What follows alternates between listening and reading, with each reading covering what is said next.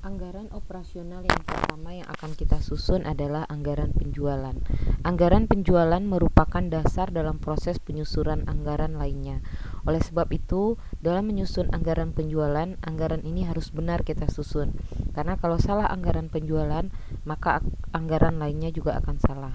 Nah, sebelum kita menyusun anggaran penjualan, terlebih dahulu kita harus menghitung atau memforecast atau meramalkan penjualan pada masa yang akan datang dengan mempertimbangkan faktor-faktor yang dapat berpengaruh terhadap penjualan.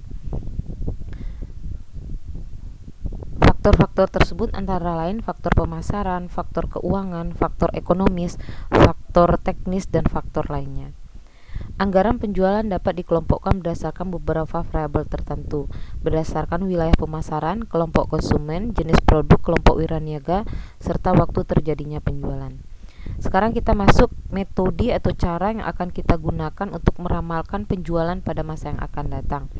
Forecast atau perkiraan atau ramalan penjualan merupakan perkiraan penjualan pada waktu yang akan datang dalam keadaan tertentu dan dibuat berdasarkan data-data yang pernah terjadi.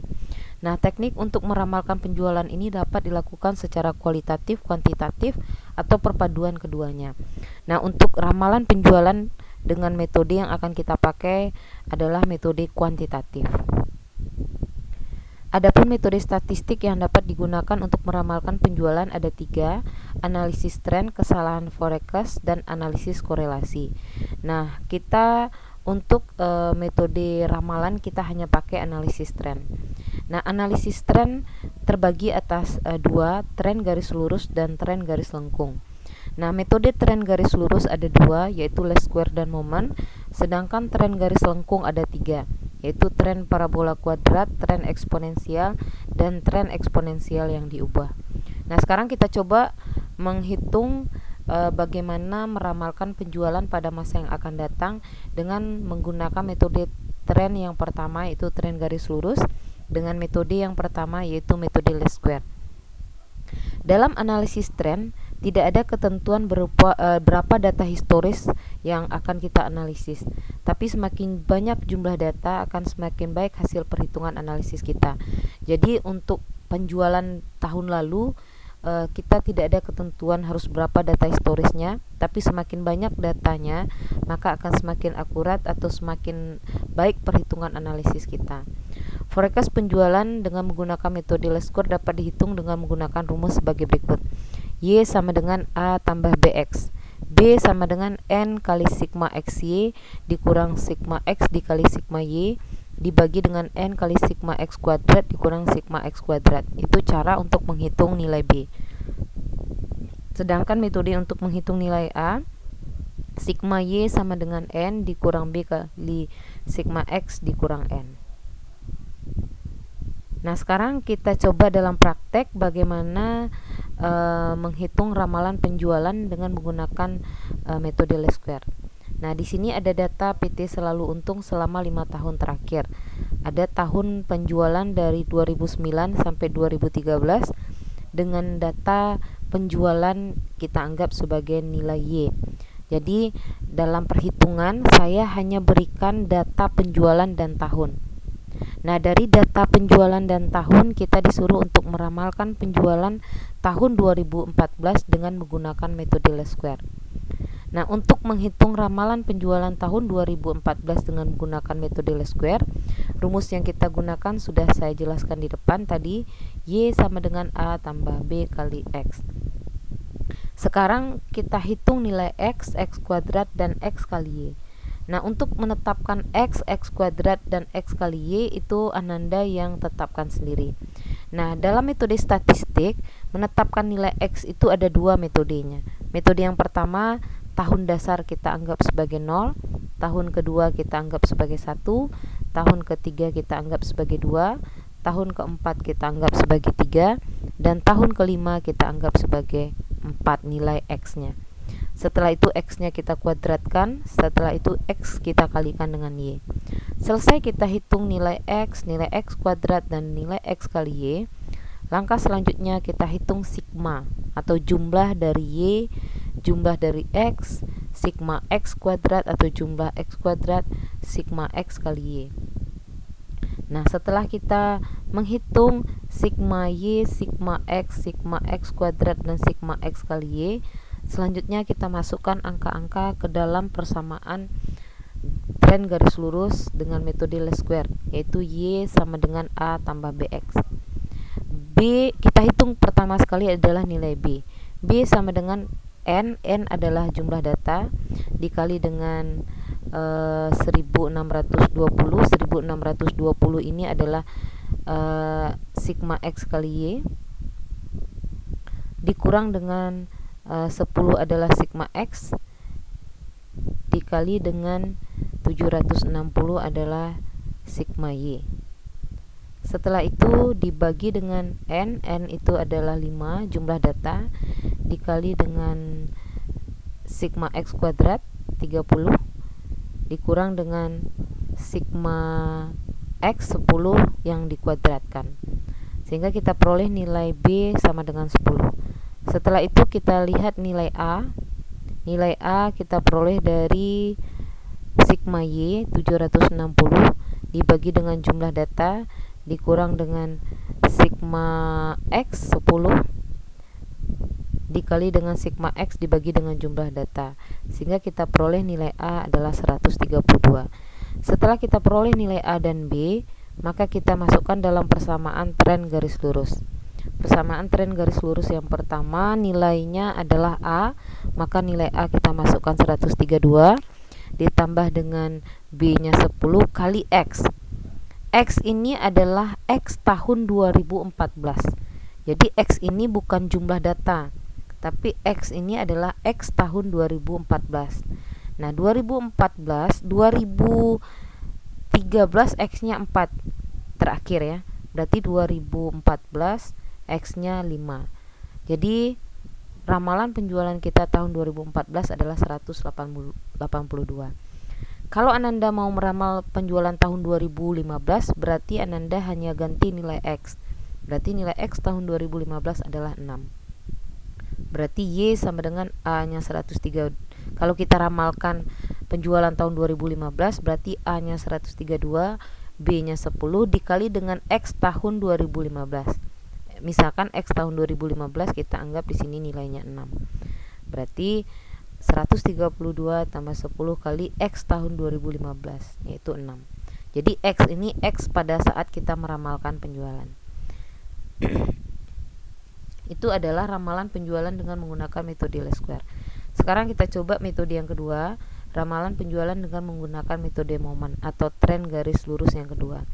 Karena sama-sama tren garis lurus, maka antara metode momen dan metode least square itu nilai Y-nya harus sama.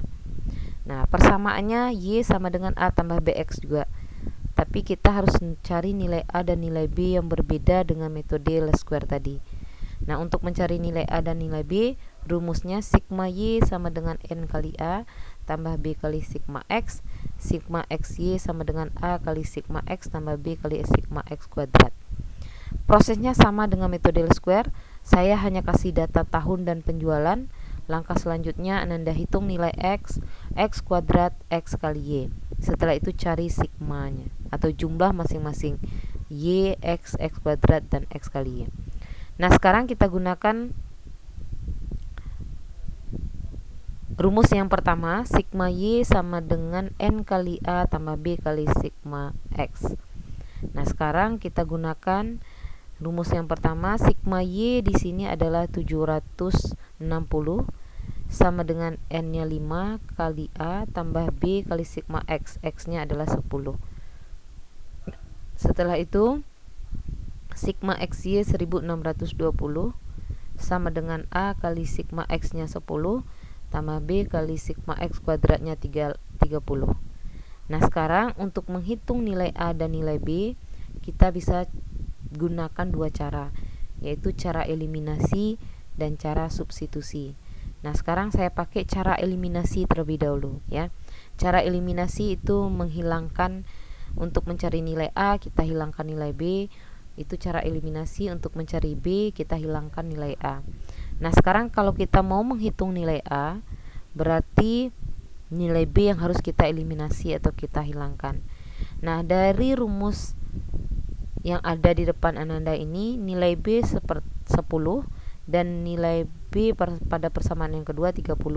Supaya nilai B di atas persamaan 1 dan nilai B di persamaan 2 sama, maka kita kali dengan 3.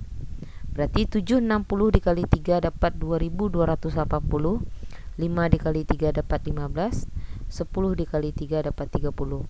Nah, persamaan yang kedua tidak kita kali 3, tinggal kita pindahkan. 1620 sama dengan 10A tambah B 30.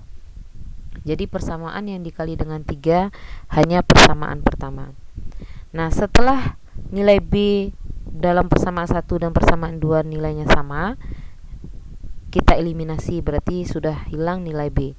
Sekarang kita cari selisih nilai A dan nilai B.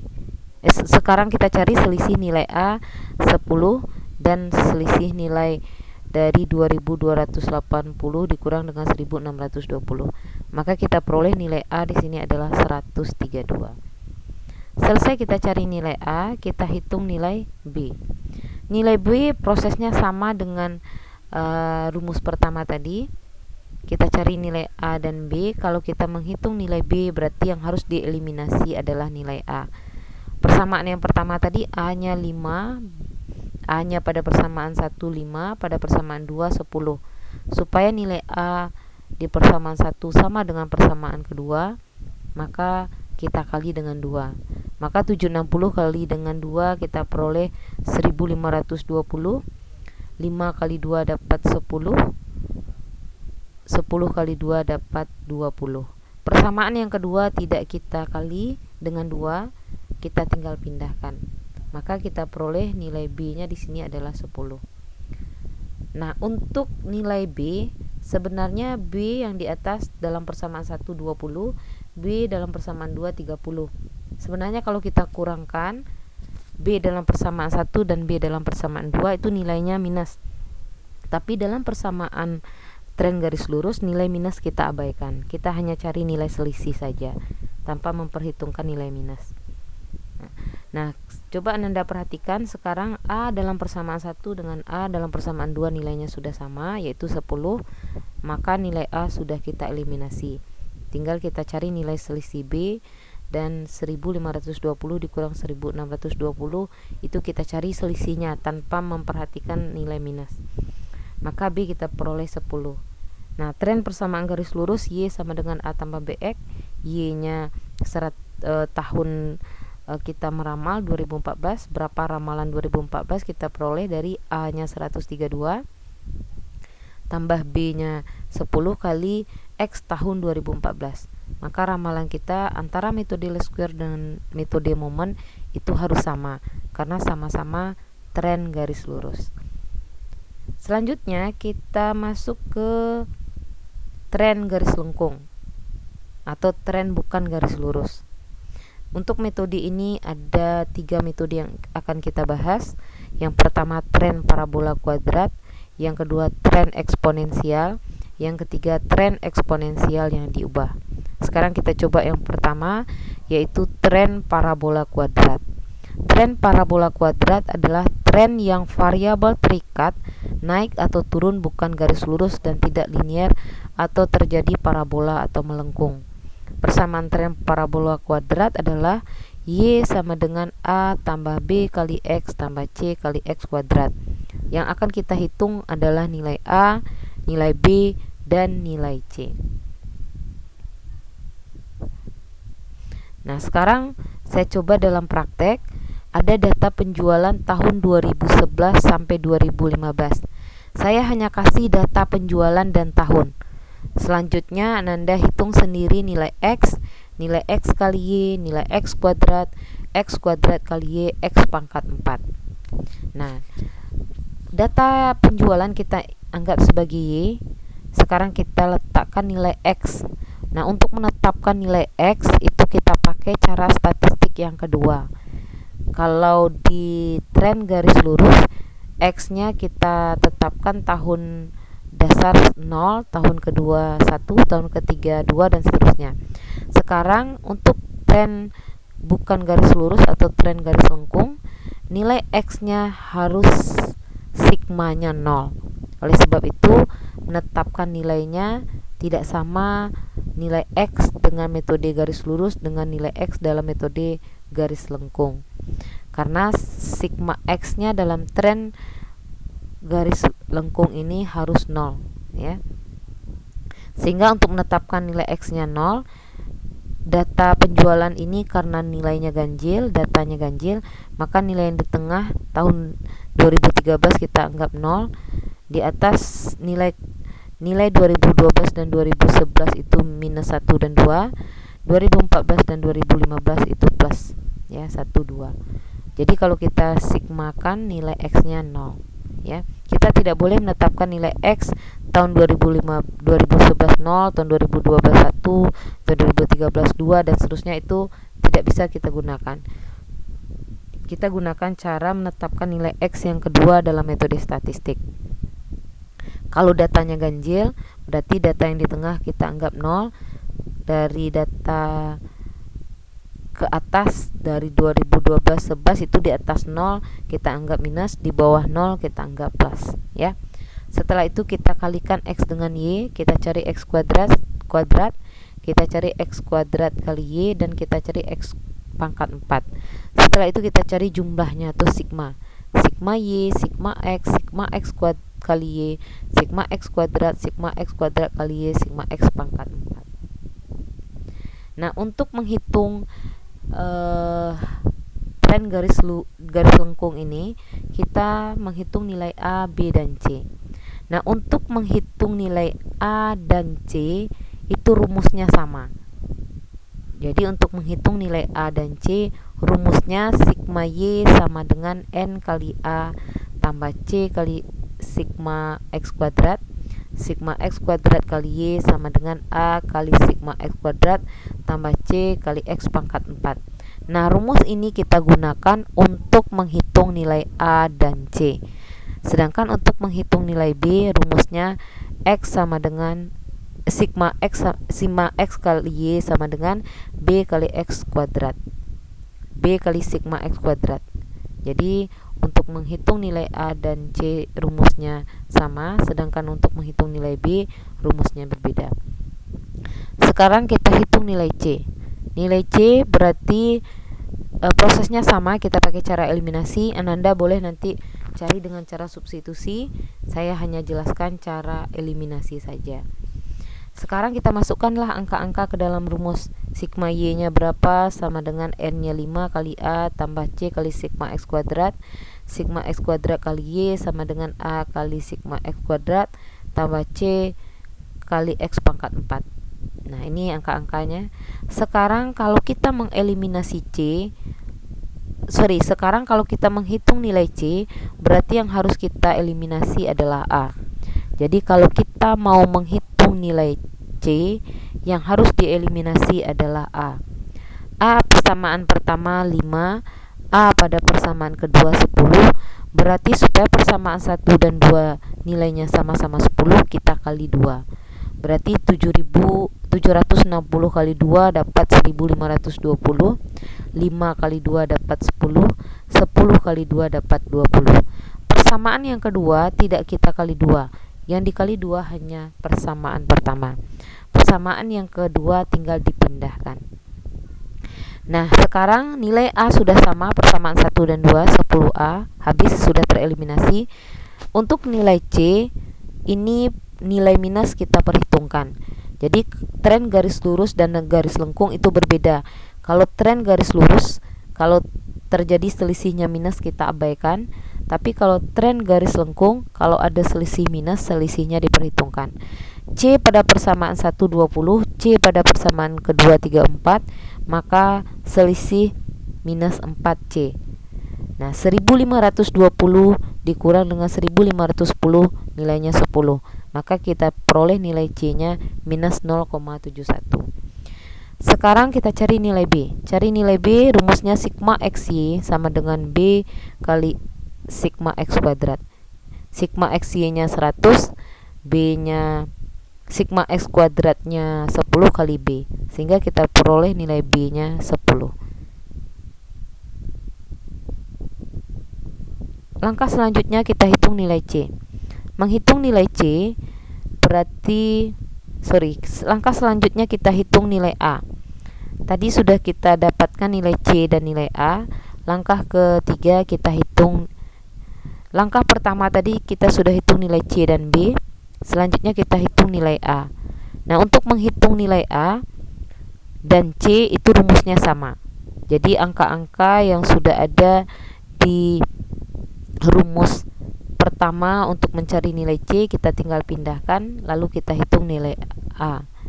Sekarang kalau kita menghitung nilai A, yang akan kita eliminasi adalah C. Supaya C pada persamaan 1 dan C pada persamaan 2 nilainya sama 34, maka dikali dengan 3,4. Berarti 760 kali 3,4 dapat 2584, 5 kali 3,4 dapat 17, 10 kali 3,4 dapat 34. Persamaan yang kedua tidak dikali, hanya dipindahkan. Sehingga nilai C sudah sama persamaan 1 dan 2, 34. Kita eliminasi. 17 dikurang 10 selisih 7, 2584 dikurang 1510 selisih 1074. Sehingga nilai A kita peroleh 153,43. Nah, sekarang karena persamaan dari Y sama dengan A tambah BX tambah C kali X kuadrat, nilai A, B, dan C-nya ada berkoma. Nanti pada saat nilai akhir, baik pada tren garis lurus maupun tren garis lengkung, Y-nya dibulatkan. Jangan sampai berkoma. Karena kalau berkoma nilai Y akan susah pada proses penyusunan anggaran penjualannya per triwulan. Nah, sekarang Y-nya kita ramalkan penjualannya tahun 2016. Nilai A-nya sudah ada 153,43 tambah B-nya 10 kali X. X ini adalah X tahun 2016. Tadi X tahun 2015 terakhir 2, berarti X tahun 2016 adalah 3. Dikurang dengan minus 0, nilai C-nya adalah minus 0,71 kali dengan X-nya tahun 2016 adalah 3 dikuadratkan. Sehingga kita peroleh nilai Y-nya 177,04. Nah, kalau nilai Y-nya berkoma, oleh sebab itu harus kita bulatkan. Pembulatannya ke atas. Kalau di belakang koma besar sama dengan 5 tambah 1. Kalau kecil dari 5 kita abaikan. Nah, di sini 177,04. Berarti kita bulatkan menjadi 177 nilai Y-nya. Nah, saya hanya menjelaskan sampai tren yang pertama aja, tren parabola kuadrat. Untuk tren eksponensial dan tren eksponensial yang diubah, silakan Anda baca buku M. Nafarin. Sekarang kita lanjut dengan proses penyusunan anggaran penjualan yang datanya saya kasih lengkap selama 5 tahun, dan setelah ini kita susun anggaran penjualannya juga berdasarkan per triwulan. Nah, di sini kita punya data penjualan sepatu selama 5 tahun. Tahun pertama tahun 2009 sampai 2013. Ada triwulan 1, triwulan 2, triwulan 3, dan triwulan 4. Nah, saya hanya kasih data penjualan triwulan 1, 2, 3, 4 dari tahun 2009 sampai 2013. Nah, untuk data setahun, data jumlah, data rata-rata, dan data persen, itu Ananda sendiri yang hitung. Pertama, untuk data setahun yang 130 tahun 2009, itu kita peroleh dari penjualan triwulan 1 28 ditambah dengan penjualan triwulan 2 32 ditambah dengan penjualan triwulan 3 36 dan ditambah dengan penjualan triwulan 4 34, sehingga nilainya 130. Untuk data jumlah, berarti penjualan triwulan 1 ditambahkan dengan penjualan triwulan 1 tahun 2010, penjualan triwulan 1 tahun 2011, penjualan triwulan 1 tahun 2012, dan penjualan triwulan 1 tahun 2013. Itu data jumlah. Sedangkan rata-rata kita peroleh dari jumlah penjualan triwulan 1 180 dibagi dengan jumlah data setahun 760. Berarti 180 dibagi dengan 760 dapat 36, ya. Untuk data rata-rata itu kita bagi 180 dengan N jumlah data. 180 bagi 5. Ya, maaf ya. Saya ulangi lagi. Untuk data rata-rata ini 180 kita bagi dengan jumlah data. Jumlah datanya 5, berarti 180 bagi 5 dapat 36. 185 bagi 5 dapat 37. 195 bagi 5 dapat 39. Nah, untuk persen baru kita peroleh dari, untuk triwulan 1 persen ini kita peroleh dari 180 bagi dengan 760 data setahun kali 100, dapat persenannya 23,68. Jadi saya ulangi, data persen kita peroleh dari 180 bagi dengan 760 kali 100, dapat 23,68.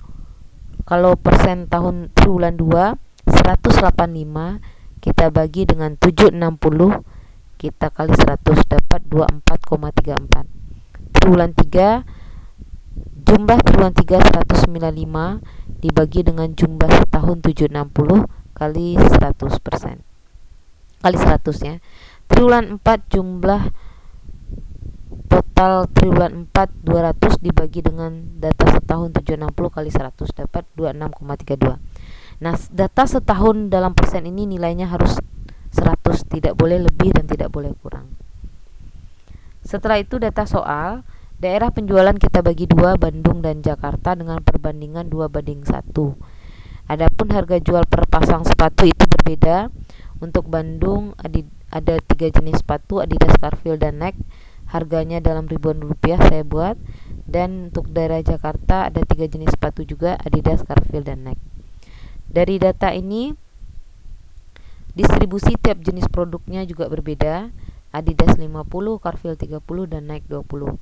Dari data ini kita disuruh untuk meramalkan penjualan tahun 2014 dengan menggunakan metode least square.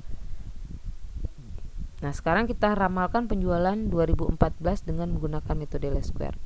Nah, untuk meramalkan penjualan kita butuh data penjualan setahun.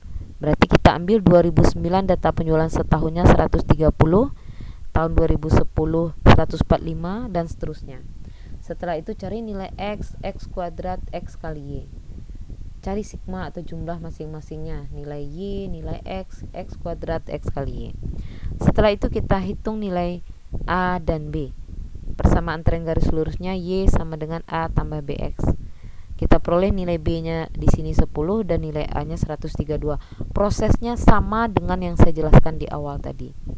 Sehingga ramalan penjualan tahun 2014 adalah A-nya 132 tambah B-nya 10 kali X tahun 2014 yaitu 5. Sehingga ramalan penjualan tahun 2014 adalah 182. Nah, 182 pasang sepatu ini adalah ramalan penjualan tahun 2014. Nah, daerah penjualan kita di soal ada 2 dengan perbandingan 2:1. Maka yang 182 pasang ini kita bagi untuk Bandung 2/3 dari 182 dapat 121 pasang, dan Jakarta 1/3 dari 182 dapat 61 pasang. Sehingga kalau kita totalkan harus sama dengan ramalan tadi 182. Nah, untuk Bandung yang 121 pasang jatah sepatu di Bandung itu kita bagi untuk 3 distribusi produk. Adidas dapat 50%, Carfil dapat 30%, Nike dapat 20%. Sehingga untuk Bandung Adidas dapat 61 pasang, Carfil 36 pasang, dan Nike 24 pasang. Sedangkan Jakarta juga sama, Adidas distribusinya dapat 50%, Carfil 30%, dan Nike 20% dari jatah Jakarta. Sehingga Jakarta dapat jatah Adidas 31 pasang, Carfilnya 18 pasang, dan Nike-nya 12 pasang. Nah, sekarang kita susun anggaran penjualan. Sebelum kita menyusun anggaran penjualan, kita harus distribusikan dulu penjualannya berdasarkan triwulan untuk 2 daerah penjualan, yaitu Bandung dan Jakarta.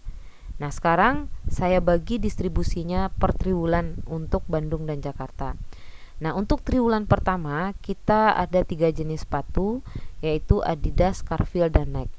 Nah, sekarang kita lihat berapa persentase penjualan sepatu Adidas, Carfield dan Nike ini di soal tadi. Nah, persentase penjualan triwulan 1 adalah 23,68%. Maka kita ambil persentase penjualan untuk triwulan 1 23,68% dikali dengan jatah sepatu Adidas di Bandung 61 dikali dengan jatah sepatu Carfield di Bandung 36 dan dikali dengan jatah sepatu Nike di Bandung 24. Maka kita peroleh Adidas 14 pasang, Carfield 9 pasang, dan Nike 6 pasang. Kita kalikan dengan harga. Harga tadi ada di soal. Nah, untuk triwulan 2 prosesnya sama dengan triwulan 1, perbedaannya hanya persentase tingkat penjualan triwulan 2. Persentase tingkat penjualan triwulan 2 sudah kita hitung di awal tadi sebesar 24,34. Nah, sekarang Adidas triwulan 2 kita peroleh persentase penjualannya 24,34. Carfield juga kita ambil dari soal tadi dikali dengan jatah sepatu Adidas di Bandung 61 kali dengan jatah sepatu Carfield di Bandung 36 kali jatah sepatu Nike di Bandung 24. Prosesnya sama dengan triwulan 1 tadi dikali dengan harga. Jadi triwulan 1, 2, 3, 4 proses perhitungannya sama, perbedaannya hanya pada persentase tingkat penjualan. Begitu juga untuk Bandung, Jakarta. Persentase tingkat penjualan triwulan 1 23,68% dikali dengan jatah sepatu Adidas di Jakarta 31 dikali dengan jatah sepatu Carfield di Jakarta 18 dikali dengan jatah sepatu Nike di Jakarta 12. Maka setelah nilai jumlah pasang sepatunya kita peroleh dikali dengan harga per pasang. Nah, perbedaan proses perhitungan triwulan 1, 2, 3 dan 4 untuk Jakarta sama semuanya, bedanya hanya pada persentase tingkat penjualan, ya. Nah, setelah kita hitung penjualan triwulan 1, 2, 3, 4 di Jakarta dan Bandung, maka kita masukkan ke anggaran penjualan berdasarkan daerah penjualan dan jenis sepatu per triwulan, ya. Nah, di sini daerah penjualannya ada 2, Bandung dan Jakarta. Jenis sepatunya ada 3, yaitu Adidas, Carfield dan Nike. Nah, untuk triwulan 1 kita cantumkan di dalamnya ada 2 item, yaitu jumlah pasang sepatu dan jumlah rupiah. Begitu juga triwulan 2, 3 dan 4. Nah, untuk jumlah pasang sepatu ini kita ambil di Bandung berdasarkan perhitungan triwulan 1 untuk sepatu Adidas jumlahnya 14 pasang, sepatu Carfield 9 pasang, dan sepatu Nike jumlahnya 6 pasang. Harganya Adidas 7.000, Carfield 5.400 dan Nike 3.000. Itu untuk triwulan 1. Sedangkan untuk triwulan 2 untuk Bandung 15 pasang Adidas, Carfield 9 pasang, Nike-nya 6 pasang. Harga Adidas 7.500, Carfield-nya 5.400 dan Nike-nya 3.000. Begitu seterusnya. Triwulan 3 Adidas-nya 16 pasang, Carfield-nya 9 pasang, Nike-nya 6 pasang. Jumlah rupiah Adidas 8.000, Carfield-nya 5.400 dan Nike-nya 3.000. Begitu seterusnya untuk triwulan 4. Nah, untuk Jakarta triwulan 1-nya kita ambil Adidas-nya 7 pasang sepatu, Carfield-nya 4 pasang sepatu, Nike-nya 3 pasang sepatu. Nah, nilai rupiahnya untuk Adidas triwulan 1 4.200, Carfield-nya 3.000, Nike-nya 1.800. Kalau triwulan 2 Jakarta untuk Adidas 8 pasang, Carfield-nya 4 pasang dan Nike-nya 3 pasang. Jumlah rupiahnya untuk Adidas 4.800, Carfield-nya 3.000, Nike-nya 1.800. Prosesnya sama sampai triwulan 3 dan 4. Nah, selanjutnya data setahun jumlah pasang sepatu ini kita totalkan jumlah pasang sepatu triwulan 1 untuk Bandung Adidasnya 14, triwulan 2 15, triwulan 3 16, jumlah pasang sepatunya triwulan 4 16. Maka total pasang sepatu untuk Adidas setahun adalah 61 pasang. Untuk jumlah rupiah sepatu Adidas triwulan 1 7.000 tambah triwulan 2 7.500 tambah triwulan 3 8.000 tambah triwulan 4 8.000, totalnya 30.500. Begitu seterusnya untuk Cargill dan Nike. Kalau kita totalkan jumlah pasang sepatu setahun untuk Bandung, totalnya 121. 121 ini harus sama dengan jatah sepatu Adidas, Cargill dan Nike untuk Bandung dalam perhitungan awal. Sedangkan Jakarta, jumlah pasang sepatu setahun untuk Adidas kita peroleh dari triwulan 1 7 pasang ditambah dengan triwulan 2 8 pasang ditambah dengan triwulan 3 8 pasang ditambah dengan triwulan 4 8 pasang. Totalnya 31 pasang. Untuk jumlah rupiah triwulan 1 Adidas diambil nilainya 4.200, triwulan 2 4.800, triwulan 3 4.800 dan triwulan 4 4.800. Totalnya 18.600. Kalau kita totalkan jumlah pasang sepatu untuk Jakarta yaitu 61 pasang. Ini harus sama dengan rincian awal perhitungan tadi jatah sepatu untuk Jakarta. Kalau kita totalkan jatah sepatu Bandung dan Jakarta, maka totalnya harus sama dengan ramalan penjualan di awal tadi, yaitu 182. Kalau sudah sama, berarti pekerjaan Ananda selesai. Benar. Seandainya ada selisih boleh, selisihnya paling 1 atau 2 digit kalau terjadi pembulatan di belakang koma.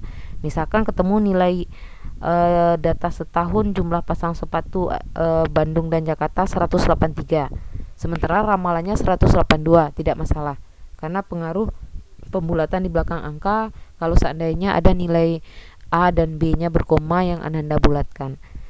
Nah, kalau seandainya selisihnya jauh berarti pekerjaan kita yang salah.